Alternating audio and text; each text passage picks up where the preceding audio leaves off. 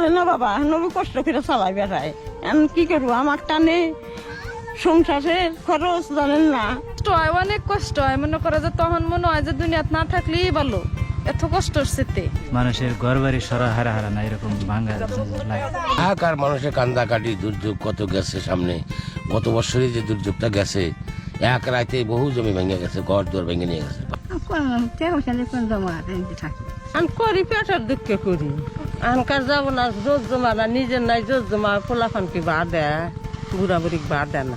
মানুষ কত কষ্ট করে এরকম চরে বসবাস করে, এখানে না আসলে কেউ বুঝবে না। কষ্টের জীবনে আমার সুখের জীবন আছে, আমি গরিব মানুষের সুখ আছে।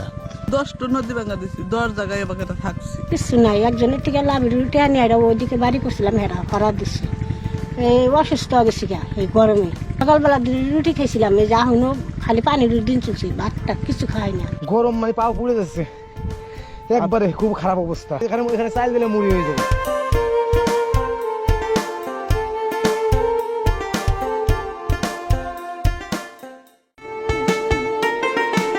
আগের রাতে আমি চলে এসেছি দেশের উত্তরাঞ্চল জামালপুরের দেওয়ানগঞ্জ উপজেলার মুকিমচর।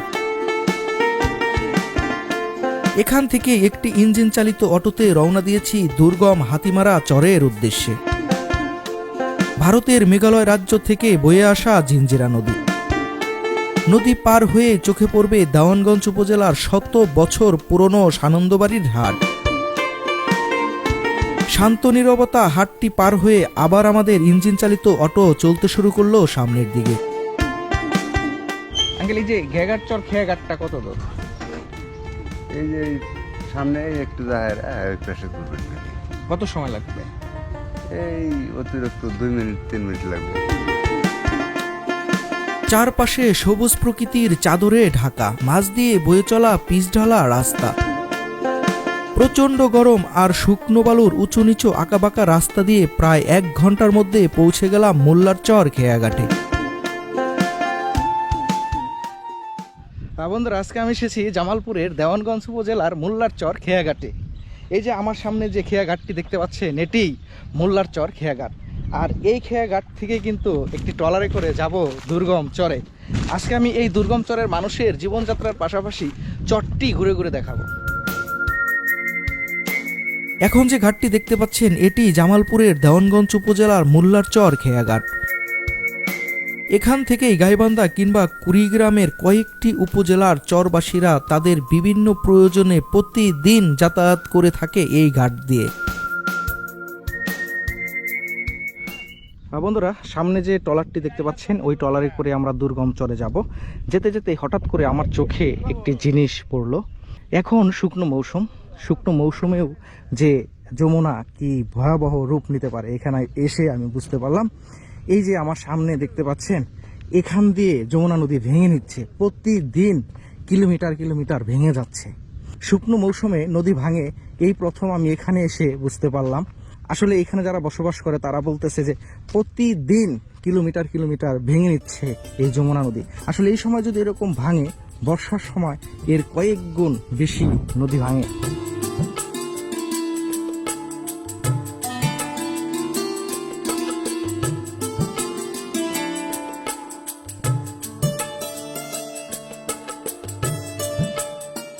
যখন স্রোত আসে তখন অনেক তো ভাঙে, প্রচুর ভাঙে। এখন স্রোত না, পানি নাই, এই জন্য কম ভাঙে। যখন পানি আসে তখন অনেক সময় দেখা যায় যে মানুষের ঘর বাড়ি সরা হারা হারা না এরকম ভাঙা লাগে। এটা কষ্টের জীবন না? কষ্টই তো, হ্যাঁ। তারপরও কষ্ট হলেও তারপরও যারা চরের ভেতর থাকে তাদের একটা আনন্দ। আমাদের এই জায়গায় তো বৃষ্টি হলে তেমন পানি বাজে না, মনে করেন যে এদিক দিয়ে বালু মাটি, তো বৃষ্টি হওয়ার সাথে সাথে মাটি আর কি শুকে যায়। ঢাকা শহরে যেমন বৃষ্টি হলে কাদা হয়, আমাদের এদিকে আবার কাদা হয় না। চর ভালো লাগে? হ্যাঁ, চরের মধ্যে থাকে, চর ভালো লাগে।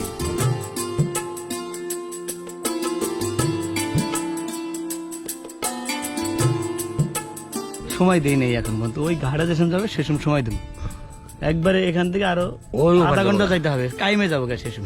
এখন 20 মিনিট 10 মিনিট একটা মানুষের তাল বাতাল হলি পার করে দিই।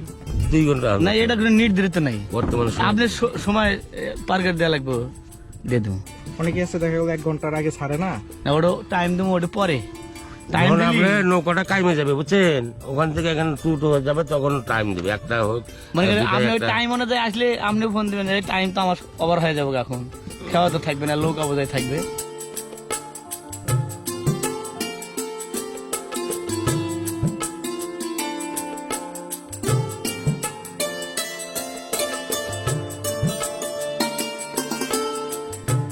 আমাদের খেয়া নৌকাটি ছেড়ে দিছে, আর এই খেয়া নৌকায় অনেক চরবাসীর সাথে আমিও যাচ্ছি চরে। আসলে এই চরে যারা বসবাস করে তারা শহরের প্রয়োজনে সব কাজ শেষ করে আবার ফিরছে তাদের মায়ার চরে। আসলে তাদের চোখে মুখে যে আনন্দর ছাপ দেখতে পাচ্ছি, তাতেই বোঝা যায় যে তারা এই চরে কত আনন্দে থাকে। আসলে যত কষ্টই হোক না কেন এই চরে বসবাস করা, তারা এই চরটাকে আপন করে নিয়েছে, যার কারণে চরের মায়া কখনোই তারা ভুলতে পারে না। আজকে আমিও যাচ্ছি তাদের সাথে সেই দুর্গম চরে, এবং আপনাদেরকে দেখাবো তারা এই দুর্গম চরে কিভাবে বসবাস করে আর কিসের মায়াই তারা পড়ে রয়েছে।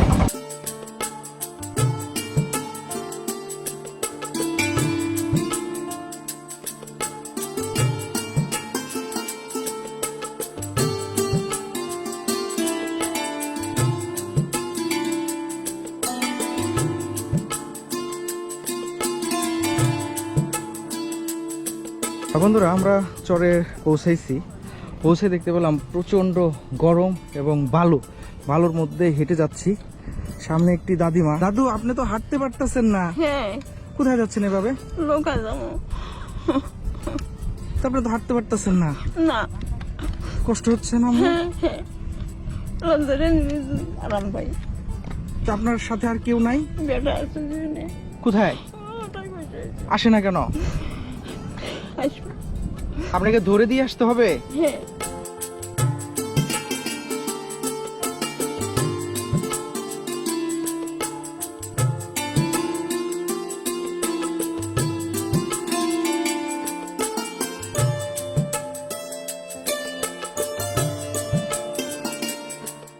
জমিন নদী নালা ভেঙে গেছে গা বাবা।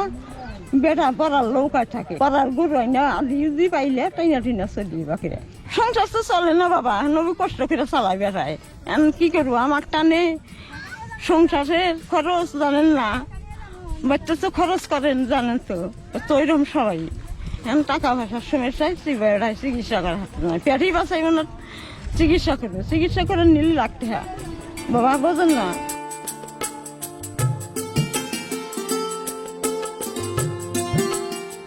বন্ধুরা, যে খেয়া নৌকা পার হইলাম, দেখতে পাচ্ছেন যে এই খেয়া নৌকায় আসলে ছোট বড় বৃদ্ধ সবাই পারাপার হয়ে থাকে, এবং সবাই কিন্তু কয়েক কিলোমিটার হেঁটে এই খেয়া ঘাটে আসতে হয়। আর এমনি আজকে প্রচণ্ড গরম, বালু একেবারে গরমে পা যেন পুড়ে যাচ্ছে। আসলে এভাবেই দিনের পর দিন কষ্ট করে আসছে এই চরের মানুষেরা।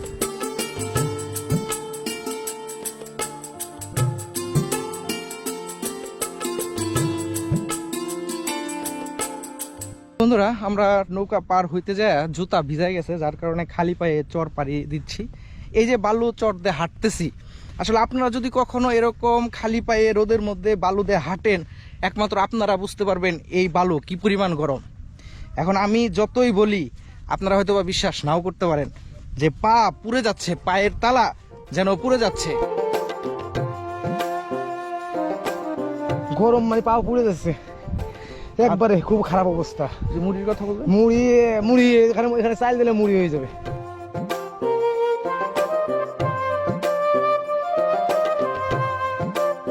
বন্ধুরা, আমরা প্রায় 20 মিনিট যাবত এই বালুচর দা হাঁটতেছি, তারপরেও বালুচর যেন শেষ হচ্ছে না।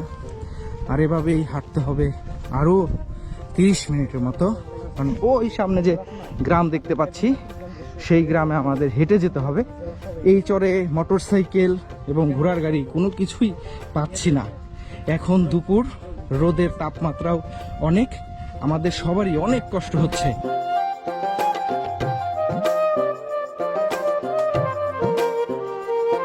আমাদের চরের ওই পাশে যাই তার কত সময় লাগবে? সর্বোচ্চ 10-15 মিনিট। এখানে মোটরসাইকেল ঘোড়ার গাড়ি কিছু আছে? হ্যাঁ, ঘোড়ার গাড়ি আছে, মোটরসাইকেল পাবেন না।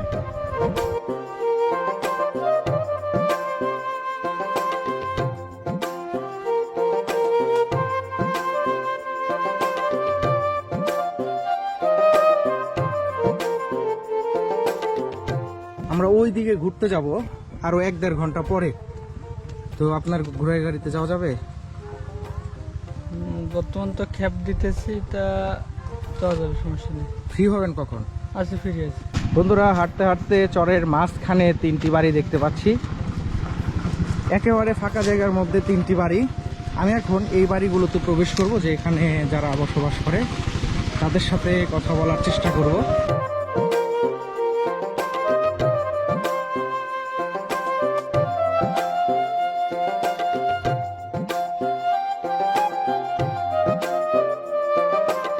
থাকে হেনে মনে করেন যে আবাদ মোশন করছে আগের টাইনা আমার নিয়ে জানা কি এর নিগে হিনে আবাদ মোশন করছি যে টাইনা যে নানা কষ্ট হয় আর কাজ করে আরো হয় যে ক্লান্ত হওয়া যায় নিগে হনে ওই দিক থেকে এসে হেনে বাড়ি করছি। গরু বাছুর পালার সুবিধা হয়, আঙ্গের আবাদ মৌসুমে সব দিকে সুবিধা হয়েছে। বসে গেছে মানে রোদ্রে থেকে থেকে আংরা বসে গেছে, মানে রোদে যে রোদে যায় আসি আংরা তো ক্লান্ত মনে হয় না। জ্বরের সময় তো আসলাম না, এখন এবার জ্বর আসলে মনে হয় যে খুব কষ্ট হবো।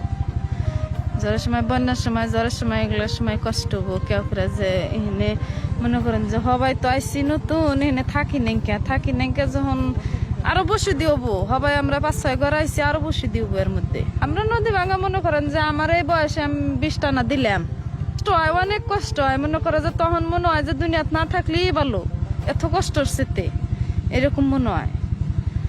আবার যখন বন্যা জায়গা যখন কষ্ট ফুরা যায় তখন মনে হয় যে আমাদের মতো কেউ সুখী নাই। মানে প্রচুর ইনকাম আছে, শহরের মধ্যে হইলেও প্রচুর ইনকাম আছে, টাকা যখন পায় তখন ওগুলো কষ্টের কথা মন থাকে না।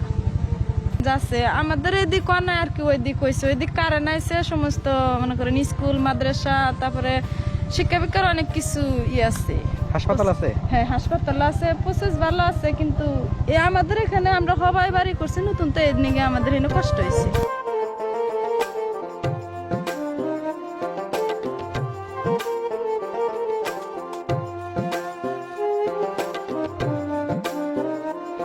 বন্ধুরা, এই কাকির বাসায় ঢুকতেছি। এই যে বাসায় ঢুকছি, কত সুন্দর লাগতেছে। এখানে গরুকে খাওয়ানোর জন্য দেখতে পাচ্ছেন কি সুন্দর প্রসেসিং করছে। গরুকে পানি দিচ্ছে, গরুকে পানি দিছে এবং পানির মধ্যে ভুট্টা গাছ কেটে দিছে খাওয়ার জন্যে। আর এই পাশে একটি ঘর, এই ঘরটি নতুন করছে সম্ভবত, এই যে টিনের ঘর, এখানেও গরু খাওয়াচ্ছে। এইখানে আসলে এখানে গাছ না থাকার কারণে এই কাকি আমাদেরকে এখানে বসতে দিছে। এখানে আসলে অনেক বাতাস, আর এ পাশে অনেক বন দেখতে পাচ্ছি, বনের ওই পাশেই ভুট্টা ক্ষেত। আমি এখন এই কাকির বাসায় একটু বসবো।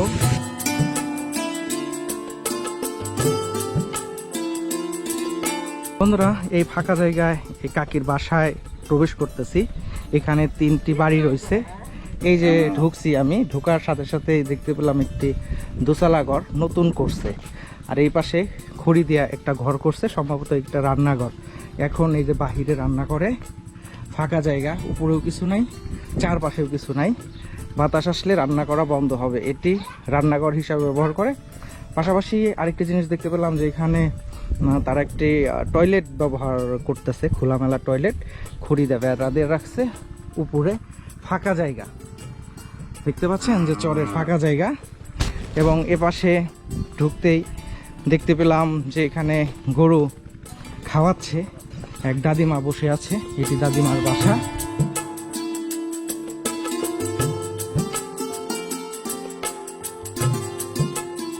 ঘরে আসলে নদী ভেঙে যাবে কালাই শহরে এখানে বাড়ি না আসলে জায়গা নয়, আমি ফেরাই চাই কি তোর আমরা ঘর কিনছি, ঘর তুলবো, বাচ্চারা মারা গেলে ঘর বড় করে ঘর তুলবো, ফের বানাইছে ভেঙে জায়গা ফেরা মধ্যে কাঁচারা হয়েছে হেলু বাড়ি না, কষ্ট করে বাড়ি করে নিয়েছি। একটা 30 ঘর ছিল, 25 ঘর ছিল, কতদিন কত অর্ধেক কিছু অর্ধেক বাচ্চা গেছে গেছে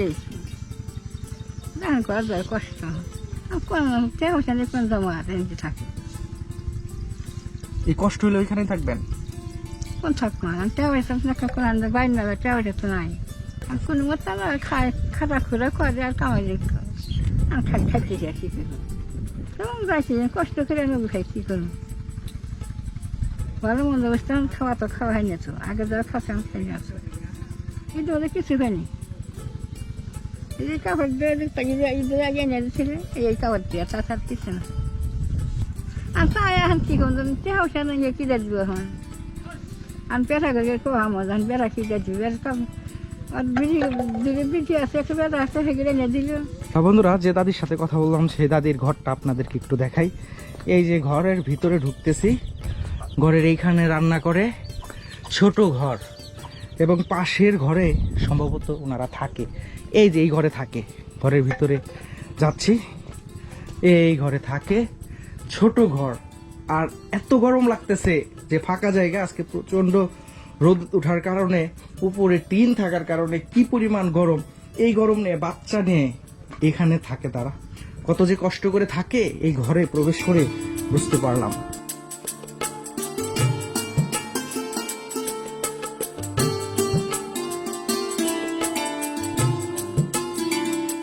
ঘরের আঙিনায় দেখতে পাচ্ছি এখানে মরিচ শুকাচ্ছে, শুকনো মরিচ, কালো জিরা, এবং এখানে ভুট্টা, এখানে সরিষা, আর এটাকে বলে, এটা কি আঙ্কেল? আমি আসলে চিনি কিন্তু নামটা আমি ভুলে গেছি। আর এখানে সস শুকাচ্ছে, এই যে শুকাচ্ছে, এটি শুকিয়ে তারা মেশিনে ভাঙিয়ে তেল করে আবার মরিচের ফাঁকি করে হয়তো বা তারা খাবে।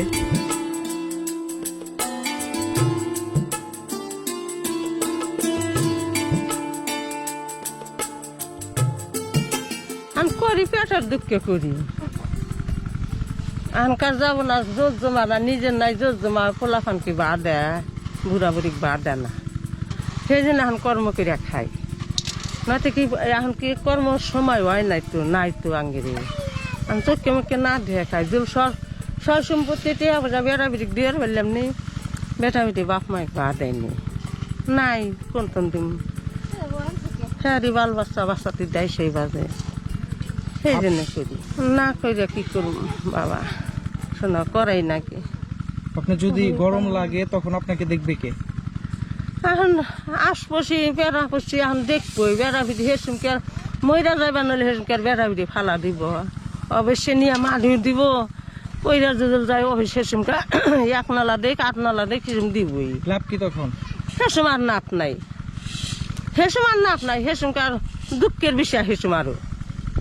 যখন আপনারা বাসা থাকা অবস্থায় আপনাকে কিছু খাওয়াই নাই, হ্যাঁ, মরে যাওয়ার পর যদি 1000 লোক খাওয়ায় খরচ করে, লাভ কি? কোনো নাপ নাই, ওর তার আমি দেখলাম না, পাইলাম না, কোনো নাপ নাই। শোনা আনবি করি, বাকি গোষ্ঠী আছে অবশ্যই দেখবই না, না আমি এই যে খড়ির জন্য এসছি। মানে ওনাদের কাজ করে দিচ্ছেন, পরে আপনি খড়ি নিয়ে যাবেন? হ্যাঁ। এই সারাদিন কাজ করতে হবে না?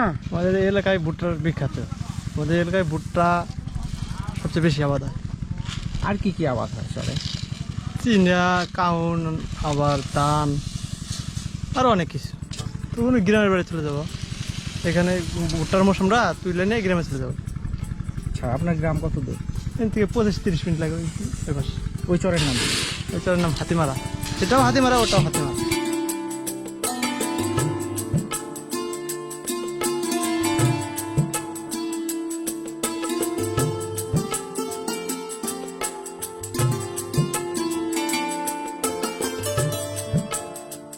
বন্ধুরা, আমি চরের আরেকটি বাড়িতে প্রবেশ করতেছি। এই বাড়িটা আপনাদেরকে দেখাবো। এই বাড়িটি দেখে আসলে আমার মন খারাপ হয়ে গেছে। ভাঙাচোরা ঘর, বৃষ্টি হলে পানি পড়ে, ঝড় আসলে পানি ঢুকবে ঘরে। এই ঘরেও 3 জন বসবাস করে, নিচে কিছুই নাই, শুধু বালু ছাড়া। এখানে কাকা আছে, কাকারা বসে কথা বলতেছে। এই ঘরেই তো থাকেন আপনারা, না? এই যে দেখতে পাচ্ছেন, এই ঘরে থাকে। কিভাবে থাকে? কাকা ক্ষেতের থেকে আসছে, ঘেমে চড়ে, শরীরে প্রচন্ড ঘাম।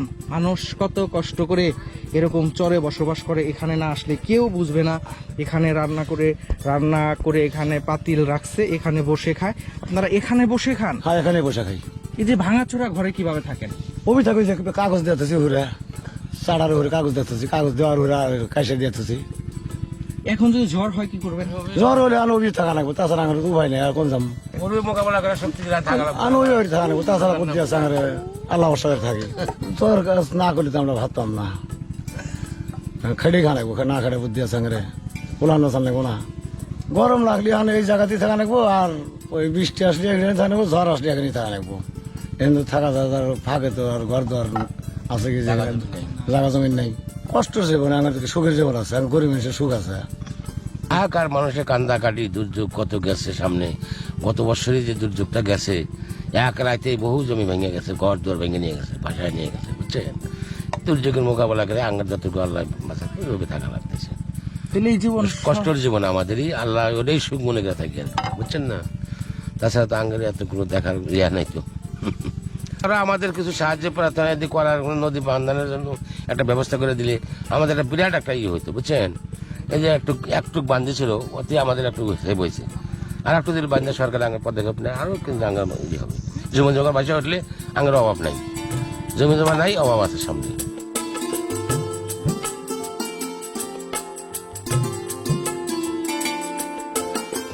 টাকা পয়সা হলে ভালো করে টাকা পয়সা হাতে নাই, এসব কি দিয়ে ভালো করি। ঝড় আসলে তো ভেঙে যাবে। খুবই থাকা লাগবো এখন। এখন কি করবো, এখন আঙ্গের কি আর কোনো বুদ্ধি আছে? বুদ্ধি তো নাই, খুবই থাকি। হ্যাঁ, নদী ভাঙা 10টা নদী ভাঙা দিছি, 10 জায়গায় এবার থাকছি, 10 বার নদী ভেঙছে আঙ্গেরে, জায়গা নাই। এখন মনে করেন যে ঘর দর তো বাইসেই গেছিল, এবার গতবার 2 বছর হলো ঘর দর বাইসে গেছে, আমি এবারই থাকি। আল্লাহ মাবুথে ফে জানে আর আঙ্গেরে দেহু জানে। আমি বাবা আগে যুগিও নাই যে আমাকে খোঁজ খবর সাহায্য করবো, টাকার জন্য ভালো করে হাইতেছি না, মাটি টাটি কেটে হাইতেছি না। আমরা এটাই আমরা সুখ মনে করি যে এটাই আল্লাহ আগে সুখ দিছে। আপনার সংসারে কি কে আছে? আমার একটা মেয়ে আছে, একটা 2টো ছেলে আছে। ছেলেরা কোথায়? ছেলে একটা ওই যে আসতো না, যে ওই যে বসে রয়েছে চারিদিকে। এই সবাই কি এক ঘরে থাকেন? হ্যাঁ, এক ঘরেই থাকি, এক ঘরে। গ্রামে বাড়ি আছেন আপনাদের? না না। বন্ধুরা, আমি আরেকটি বাড়িতে প্রবেশ করতেছি। এই বাড়িতে 2টি ঘর রয়েছে, একটি রান্নাঘর রয়েছে। এই ঘরে ওনারা থাকে, এই ঘরে গরু রাখে, ছোট ঘর, আর এই পাশে থাকে। আসলে এই ঘরটাও কিন্তু অত মজবুত না যে কোনো সময় বড় ধরনের ঝড় আসলে এই ঘরটি উড়িয়ে নিয়ে যেতে পারে।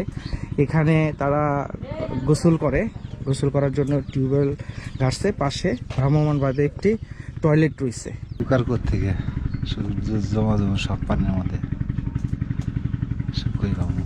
কয়টা ভাঙা দিছে? 4টা না দিলাম, 4 ভাঙা দিলাম। ক্ষতি হয় মনে করেন যে ওভার 2টা না দিছি 50,000 গেছে, এবার গেল 25,000। এটা না যে বাড়ি ওভার এবার আনছি, গাড়ি ভাড়া, নৌকা ভাড়া, মিস্ত্রি, মাটি গাড়া, আনুনিয়া কষ্ট করে ওই থাকার লাগে। তাছাড়া উপায় আছে? উপায় নেই। তেমন টাকা পয়সাও না যে কায়েমে সম্পদ নেব, বাড়ি ঘর নেব। যে কাকার বাসায় আসছি, সেই কাকি রান্না করতেছে। এই যে এখানে করলা ভাজতেছে, এখানে ভাত।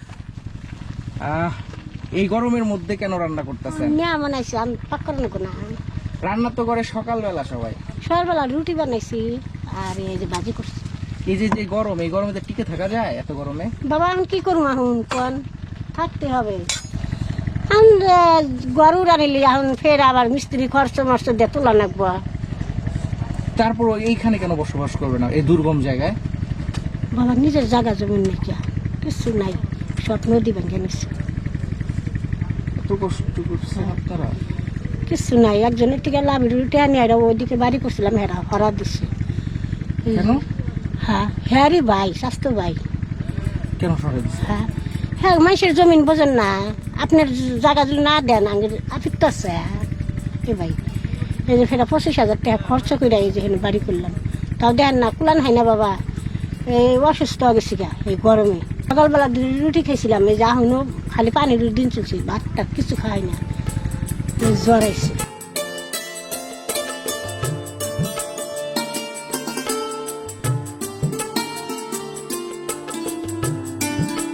মেলার সময় লাগে, তাও তো 4 ঘন্টা, 4 ঘন্টা, 4 ঘন্টা, 3 ঘন্টা, কত কত রুগী নায়ের মধ্যেই মারা যায় নীতি নীতি।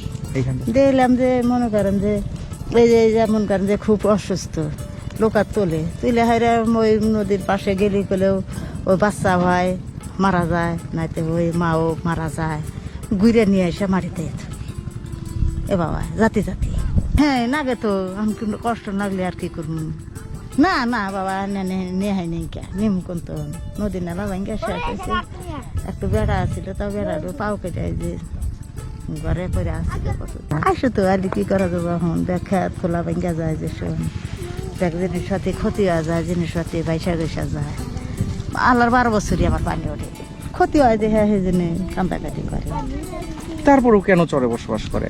কোনে যাম বাবা আমরা হইরানি রাজা গেলে গেলে টাকা পয়সা নাবো না কিনে যাম এই জন্য খেত করলা দেখেন নদী আসিল ভাঙ্গা যায় আর বাড়িঘর আসিল বাড়িঘর খাইকা ওই নাও দেয় নিয়ে যান নাকি কত সময় লাগে? মেলার সময় লাগে গাই বান্ধা নিয়ে যান আগে আর এখানে তো কোনো হানে তো নেওয়া যাবে না সানন্দবাড়ি বাজারেও নিয়ে যাওয়া যায় না আজিতপুরও নিয়ে যাওয়া যায় না একবার ডাইরেক্ট মনে করেন যে এই নদী বোঝাই এটি করে একবারে হারে নাও দিয়া নিয়ে যান আগে। হ্যাঁ বন্ধুরা, আমরা গাইবান্ধার হাতিমারা চরে আসছি।